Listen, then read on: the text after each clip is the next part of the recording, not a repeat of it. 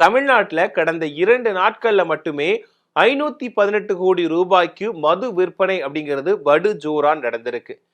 ஒவ்வொரு வருஷமும் பொங்கல் பண்டிகையை முன்னிட்டு மது விற்பனை அப்படிங்கிறது படு ஜோரா நடக்கிறது வழக்கம்தான். ஆனா இந்த வருஷம் கடந்த 2 நாட்கள்ல மட்டும், அதாவது போகி பண்டிகை, பொங்கல் தினம், இந்த 2 நாட்கள்ல மட்டுமே 518 கோடி ரூபாய்க்கு மது விற்பனை அப்படிங்கிறது அமோகமா நடந்திருக்கு. கடந்த ஆண்டு போகி பண்டிகை, பொங்கல் பண்டிகை, மாட்டு பொங்கல், காணும் பொங்கல், இந்த 4 பண்டிகைகளும் சேர்த்து 225 கோடி ரூபாய்க்கு மது விற்பனை அப்படிங்கிறது நடந்துருச்சு.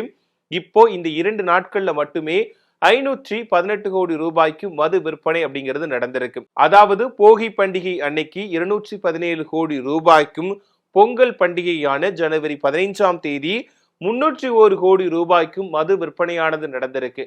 இப்போ இந்த கடந்த 4 நாட்களை ஒப்பிடும் பொழுது கடந்த ஆண்டை விட இந்த ஆண்டு பொங்கல் பண்டிகையை முன்னிட்டு மது விற்பனையானது அதிக அளவுல நடந்திருக்கும் அப்படிங்கிறதுல எந்த ஒரு சந்தேகமுமே இல்லை.